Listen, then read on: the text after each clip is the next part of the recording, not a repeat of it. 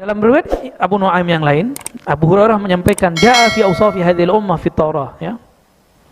Di dalam kitab Taurat, sifat umat ini annahumul akhiruna sabiqun. Umat ini disebut akhir tapi terdahulu. Jadi kita ini akhirun sabiqun. Mulai dari umat Nabi Muhammad yang awal, Sayyidina Abu Bakar, sampai hari ini, kita ini disebut dengan umat yang akhir. Tapi khusus yang ngaji siang ini dan siapapun yang hidup di masa ini, kita terkumpul benar-benar akhir, tetapi secara martabat kita ini sabiqun. Sabiqun artinya yang didahulukan, ya. Nanti di akhirat, kalau para nabi mengumpul, ini barisan Nabi Muhammad paling depan, Nabi Muhammad belakangnya umatnya, baru nabi yang lain. Berarti kita ini nanti membelakangi nabi-nabi yang lain. Nah, itu disebut sabiqun. Terakhir dikeluarkan, diutus, terakhir dimunculkan di dunia, tapi nanti di padang mahsyar kita di soft depan, belakangnya baru para nabi. Umur pendek tapi penghargaannya paling besar. Kenapa umur umat Nabi Muhammad pendek-pendek? Karena ujiannya lebih panjang. Semua masalah yang ada di zaman terdahulu ada sekarang. Coba, apa maksiat yang dulu ada di zaman dulu? Maksiat zaman Nabi Lut apa? Sekarang ada? Tidak hanya laki sama laki, sekarang perempuan juga sama perempuan. Tidak hanya itu, bahkan manusia sama hewan pun ada hari ini. Dulu, jadi lebih parah dari dulu. Kenapa? Sekarang ada akses, bahkan ada komunitas. Dulu Nabi Lut diejek oleh orang-orang yang melakukan ini. Apa kata mereka? Jangan sok suci kamu. Kalimat enggak, jangan sok suci kita gunakan untuk menghina diri, bukan untuk merendahkan orang lain. Nah, bagi mereka itu untuk membela diri, ya. Apalagi umat terdahulu ada yang menggauli emaknya. Sekarang tak ada. Ya, ada saudara dengan saudara, sibling. Sekarang terjadi. Nauzubillah min dzalik, ya. Riba sekarang tambah banyak. Ya, mohon maaf, saya termasuk yang tidak sepakat dengan pinjol. Pinjaman online hampir mirip sama dengan riba tradisional, persis sama. Kalau bank, fatwanya saya sudah jelaskan di banyak kajian, ya, sudah paham tentang bank, ya, bahwa ulama kita sepakat semua bahwa riba haram, tapi tidak semua sepakat mengatakan bank itu haram, ya. Fatwa Mesir 2003 mencabut keharaman bank, Indonesia 2003 baru mengharamkan bank. Berarti bank ini barang yang tidak pernah ada di zaman Nabi dan diperdebatkan hari ini. Namun yang berdebat dan yang mengatakan bank itu haram, mulai dari ujung rambutnya sampai ujung kakinya tidak pernah terlepas dari barang yang berkaitan dengan bank. Coba yang haramin bank angkat tangan. Gak ada yang berani? Takut diambilin isi dompetnya ya? Yang haramin bank sini, keluarin dompetnya, kasih ke saya aja, ya. Karena dompet antum tuh isinya handphone sekarang, ya. Sekarang orang pada handphone. Ada handphone di sini nih. Sama pin-pinnya sekalian. Karena nggak mengerti usul dengan baik, usul fikih dengan baik, orang kemudian membabi buta mengharamkan sesuatu yang belum tentu haram, ya. Lalu difitnahlah kita menghalalkan riba. Kan konyol. Siapa yang berani menghalalkan yang Allah haramkan? Nggak ada. Kalau Allah sudah katakan haram, titik, selesai. Kecuali dalam bab penafsiran, itu beda cerita, ya. Al-mustajibun al-mustajab lahum. Yang menerima panggilan dan yang diterima seruannya, itu umat Nabi Muhammad sallallahu alaihi wasallam. Anajiluhum fi sudurihim yaqra'unahu zahiran. Quran mereka, kitab suci mereka disebut di teks ini Injil mereka. Dulu mereka menyebutnya Bible, ya. Kitab mereka ada di dada mereka, yaqra'una zahiran. Mereka membacanya secara zahir, di luar kepala maksudnya. Ya'kuluna al-fai. Umat terdahulu enggak boleh makan harta rampasan tanpa perang ataupun lewat perang. Tapi umat ini boleh, ya. Tapi muncul ajaran ekstrim, cuma karena beda faham, dia ngerampok di swalayan, ngerampok di toko emas, dan dikatakan ini fai. Fai itu artinya rampasan tanpa perang. Ini konyol, bukan? Ada, dijadiin untuk perang kemarin ya, latihan perang dia. Alhamdulillah sudah ketangkep. Yaj'aluna as-sadaqata fi butunihim yu'jaruna 'alaiha idza hamma 'aluhum bihasanatin falam ya'malha kutibat lahu hasanatun wahidah. Ya, udah panjang ini. Jadi di kitab-kitab terdahulu ciri-ciri umat Nabi Muhammad SAW sangat-sangat banyak. Ini mau dibacain semua gimana nih Kiai? Kelamaan ya. Kita ringkas saja. Umat Nabi Muhammad jika menginginkan satu kebaikan dia tidak lakukan, dapat pahala satu. Hasanah, kebaikan satu. Jadi pahala itu bahasa Sanskerta, terjemahan aslinya bukan pahala. Hasanah itu artinya balasan kebaikan. Balasan kebaikan. Yu'taunal ilmal awwal wal akhir. Mereka diberikan ilmu terdahulu dan sekarang. Maka meskipun umat Nabi Muhammad umurnya pendek, tapi semua teknologi yang maju sekarang, benar nggak? Ini udah puncak Pak. Handphone yang antum pegang hari ini, itu sudah salah satu puncak dari peradaban yang ada. Udah nih tinggal turun, udah begini sudah. Nggak tahu kapan bertahan lamanya ini peradaban satelit ini. Kita nggak tahu sampai kapan. Siapa tahu nanti akan turun dan kita nggak tahu kapan itu. Orang tinggal di Ukraina, dia sadar nggak? Dia nyadar nggak ketika tiba-tiba perang? Nggak nyadar kan? Tiba-tiba perang. Di mana lagi yang perang? Teman kita di Suriah lagi pesta, tahu-tahu di ujung sono ada yang lagi ngebom. Masih ingat Gaddafi? Oh, mereka hidup sudah makmur. Tiba-tiba ada orang, sekelompok orang yang ingin menghancurkan kedamaian. Alasannya berjihad. Penjahat semua. Dan sampai hari ini negaranya amburadul. Nggak beres sampai hari ini. Untung Allah masih selamatkan Mesir. Mesir hampir hancur, Pak. Hampir hancur.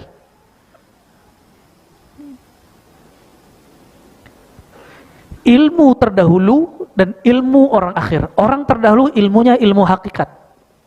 Orang-orang akhir sekarang ilmunya ilmu syariat. Ilmu zahir, peradaban. Jadi Bapak ini kalau ketemu Nabi Musa, Nabi Sulaiman, yang paling keren Nabi apa? Nabi Sulaiman. Beliau punya tongkat dan cincin. Cincin itu yang membuat jin semuanya tunduk sama beliau. Ya.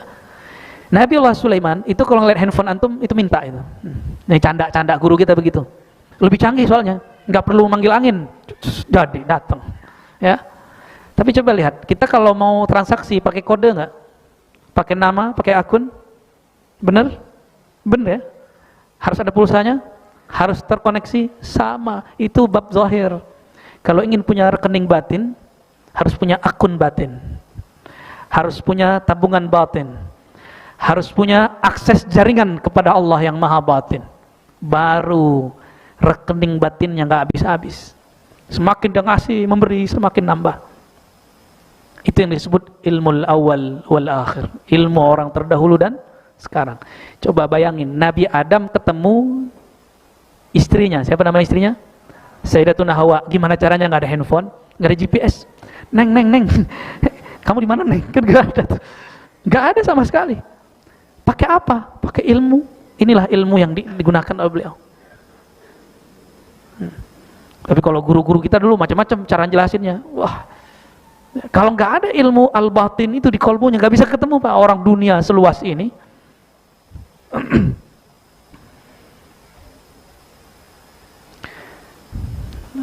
Ngidupin mobil, ya harus ada kuncinya, bener? Sama-sama merek Toyota, beda kunci, bisa hidup nggak? Nggak bisa. Kenapa? Ada code-nya, ada codingnya di situ. Nabi Sulaiman panggil angin, itu ada codingnya, ada kode yang dia baca, ada nama yang dia panggil, seperti Nabi memanggil pohon-pohon kurma supaya datang. Namanya siapa Pak? Pak Budi. Kalau saya panggil Ibut, nggak nyahut kan? Nggak nyahut. Ibut, nggak nyahut. Namun saya Budi kok, gitu. Ini analog aja Pak. Dipanggil orang Ibut, kita nggak nyahut. Tapi kalau dipanggil dengan nama Budi, kita nyahut. Kita nyahut. Kira-kira Nabi Sulaiman bisa manggil angin, gimana caranya? Karena dia tahu siapa itu angin. Apa namanya? Dia ngerti semua. Ilmu coding sekarang namanya. Sehingga bisa mengendalikan alam. Itu pesawat, kalau nggak ngerti coding itu gimana? Nggak bisa. Ya. Tapi hari ini orang mulai mengingkari ilmu-ilmu itu. Mau buat aplikasi, mau buat virus sama antivirus pakai coding-coding itu nggak? Pakai. Mulai dari angka, huruf, angka, huruf, angka, huruf, angka, huruf. Itulah dahsyatnya kekuatan angka. Ya. Hebat kekuatan angka itu. Angka huruf itu. Maka ketika Allah menurunkan satu ayat cuma dengan 2 huruf, Hamim, atau 3 huruf, Alif Lam Mim, itu simbol-simbol alam semesta. Ya, simbol-simbol itu ilmu orang-orang terdahulu. Fayaqtuluna qurunad dhalalati wal masihad dajjal. Mereka berperang, ya, melawan tanduk-tanduk kesesatan dan masihad dajjal, ya. Kalau orang-orang Kristen nyebutnya antikris, ya. Kalau dalam ilmu sosiologi disebut Mesiah. Ya. Mesiah ini paling dekat dengan istilah bahasa Arabnya Al-Masih.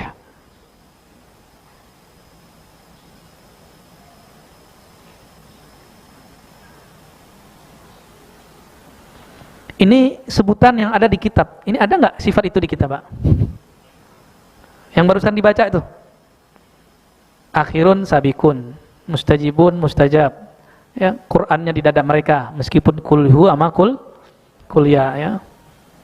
Ini ada lagi nih, mungkin bagian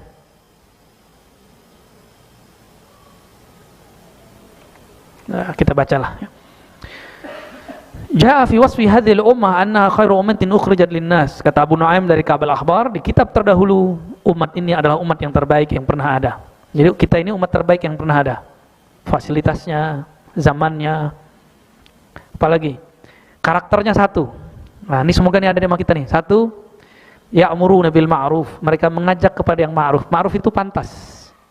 Amar ma'ruf nahi mungkar bukan dengan mendatangkan kemungkaran baru, bukan dengan membentak, bukan dengan kata-kata kasar, bukan dengan menyakiti orang. Amar ma'ruf, ma'ruf artinya sesuatu yang pantas, yang layak, ya. Nahi mungkar menolak yang tidak dikenal kebaikannya. Yu'minuna bil kitabil awwal akhir. Ciri kedua umat Nabi Muhammad dalam kitab terdahulu, mereka percaya kepada kitab-kitab terdahulu dan sampai terakhir. Percaya semua? Kalau yang pertama masuk nggak? Mengajak kepada yang ma'ruf, melarang dari yang mungkar. Moga masuk, ya.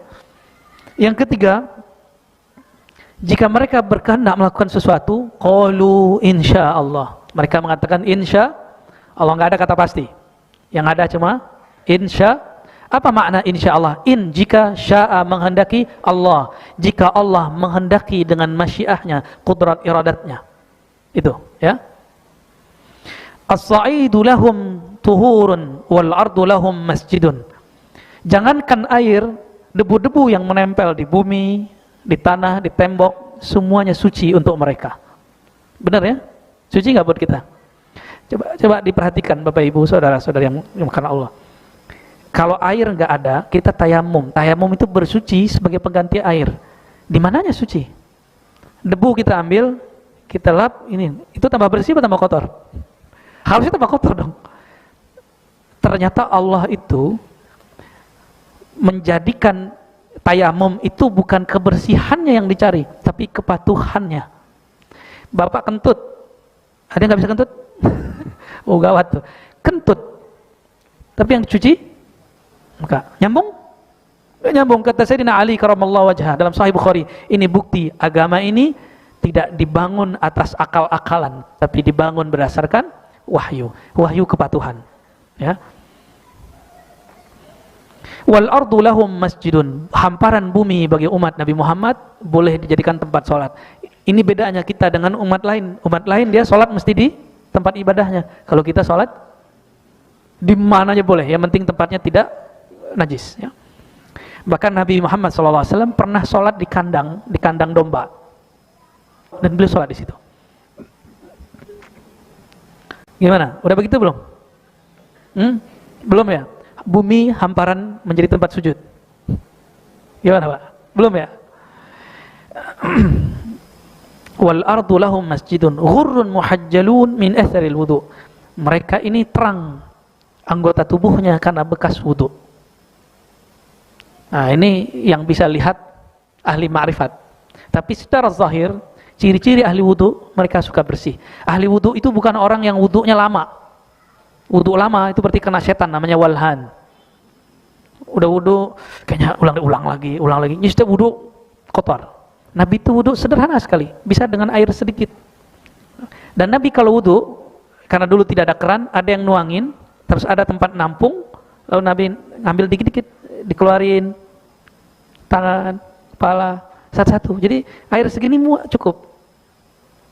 Kalau kita gimana? Mesti, ya. Maka di luar negeri, di barat, orang Indonesia kalau sholat Jumat pasti airnya luber kemana-mana, dan itu masjid langsung tekor. Bayar airnya kemahalan. Nah, ini tips, walaupun kita di negeri yang banyak air, kata Nabi, iqtasid walau kunta fi nahrin jarin. Hendaklah kamu hemat air meskipun di tempat yang ada air mengalir, di sungai. Nah, jadi nanti kalau berwudu di bawah, coba praktekin. Bukanya dikit kecil, jangan gede-gede. Kayaknya harus ada inovasi, Kiai. Wudu itu nggak boleh buka banyak-banyak. Jadi kalau dibuka air yang kecil aja. Gitu. Khusus tempat wudu, kalau tempat bersuci lain digedein. Bisa nggak digituin? Protes ya. Oh, nggak seru nih masjid sini gitu ya. Berarti ngaji fikihnya kita belum beres. Ngaji fikihnya kita nggak beres. Nah, mulai pagi ini saya berharap siapapun yang hadir di majelis ini ataupun yang mendengarkan kajian ini, coba mulai berwudu dengan cara yang hemat. Karena kita ini muak males mati-matiin, nutup-nutup, bukanya dikit ya bukanya. Itu air kalau kita biarin, air bersih nggak? Itu masuknya ke solokan, itu air bersih, Pak. Jika ada 100 orang berpikir, nggak apa-apa, berarti hari itu sudah berapa kubik keluar. Jika yang mampir di masjid ini, kan ini masjid tepi jalan, ada 1000 orang, bisa dibayangkan. Wajar kalau kemudian Jakarta sekarang air di bawahnya fluktuatif, bisa sedikit, ya. Katanya Jakarta sekarang sudah mulai turun. Tanahnya udah mulai turun. Di Semenanjung Malaysia sudah nggak boleh orang buat sumur. Takut amblas. Nah, Jakarta kan sudah bagian-bagian utara, itu rumah-rumah sudah mulai jauh di bawah jalan. Ya. Mau ya ngamalin sunnah ala Nabi. Cuma Nabi kalau wudu kan enak, Pak. Nabi kalau wudu bekas wudunya direbutin orang. Ya. Masih ingat riwayatnya? Ada yang minum, ada yang cuma, jadi kalau nggak dapat, mereka ambil tangan sahabat yang dapat, terus mereka usap-usap ke mukanya. Begitu mereka mengambil keberkahan wudu Nabi. Tapi kalau air wudu saya jangan. Air wudu saya itu isinya dosa semua. Kalau air wudu Nabi pernah dosa nggak? Pernah iri? Pernah dengki? Bahkan Nabi ketika syahwat pun syahwatnya dengan rohaninya, bukan dengan syahwat kebinatangan seperti kita. Maka Nabi Muhammad SAW ketika beliau berwudu, itu nur dibilas dengan nur.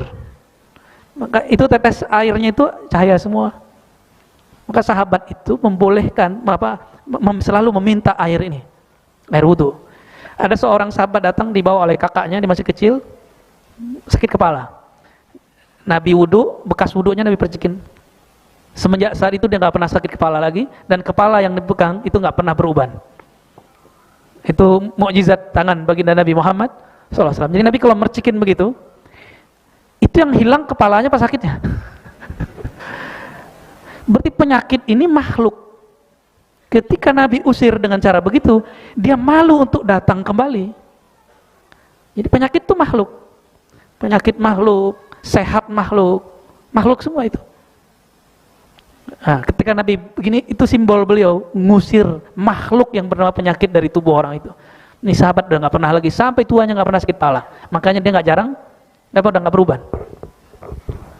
Beda sama kita ya. Selama ini mohon maaf, nih perspektif kedokteran, penyakit itu mungkin gejala psikis, fisik misalnya. Sekarang sudah mulai ada kesadaran faktornya dipicu oleh psikis. Tapi dalam ilmu kerohanian, ilmu akidah, penyakit itu makhluk. Tubuh ini jauhar, jisim, dan di situ ada sifat dan arat. Arat itu sesuatu yang nempel pada zat. Penyakit itu sesuatu yang nempel. Nah, Nabi ketika usir, dia nggak mau berani, nggak balik. Itu Nabi Muhammad. Di zaman Imam Ahmad, ada seorang laki-laki datang kepada Rasulullah, bapak-bapak, mengatakan, wahai Rasulullah, putriku kesurupan. Wahai Ahmad, Imam Ahmad, ya Aba Abdillah Ahmad bin Hanbal, putriku kesurupan. Lalu Imam Ahmad kasih sendalnya, saya lagi sibuk bantuin ibu saya nih, sendal, coba giniin ke kepalanya, bukan digemplang Pak, gini dong. Benar dia pulang, cuma dipukul sedikit di kepala si putri yang sedang kesurupan, dia langsung sembuh. Tahun 241 Imam Ahmad meninggal, perempuan itu kembali kesurupan. Karena penyakit kesurupannya belum hilang. Dia cuma pergi sebentar menghormati Imam Ahmad bin Hanbal. Ketika diruqyah, penyakitnya ditanya, kamu kenapa tidak takut lagi dengan sendal Imam Ahmad? Apa jawaban si jinnya? Si Ahmad sudah meninggal. Kalau Nabi Muhammad pernah meninggal gak? Secara fisik beliau meninggal, tapi ruhnya kita salamin balik. Ya. Udah lewat jam 9 nih. Ini penting, kita lanjut aja. Ummatun marhumatun du'afa. Mereka umat yang disayangi, mereka umat yang lemah. Betul kita lemah ya. Nabi Adam tingginya setinggi pohon kelapa. Satu langkahnya sama dengan kita 100 langkah. Belum lari zut 100 langkah, kita gimana Pak? Kita lari bentar udah ngos-ngosan ya. Naik tangga begitu ngos-ngosan ya. Yu'taunal kitab istafaituhum faminhum zalimun li nafsihi wa minhum muqtasidun wa minhum sabiqun lil khairat. Mereka diberikan Alkitab, itu Al-Quran. Aku memilih mereka di antara mereka, ada yang zalim kepada dirinya, ada yang sedang, ada yang berlomba kepada kebaikan. La yadkhulun nar minhum illa man bari'a minal hasanat misla ma bari'a al-hajar min wariqis syajar. Umat Muhammad tidaklah masuk neraka kecuali yang melepaskan diri dari nilai-nilai kebaikan. Nah, jadi selama di dalam qalbu ada kebaikan-kebaikan, insya Allah masuk surga semua. Amin ya rabbal alamin. Wah, masih banyak Pak. Kita lanjutkan bulan depan aja lah ya. Insya Allah ya. Baik, sampai di sini. Barangkali ada yang mau didiskusikan, silakan. 2 orang aja ya. Fadhal.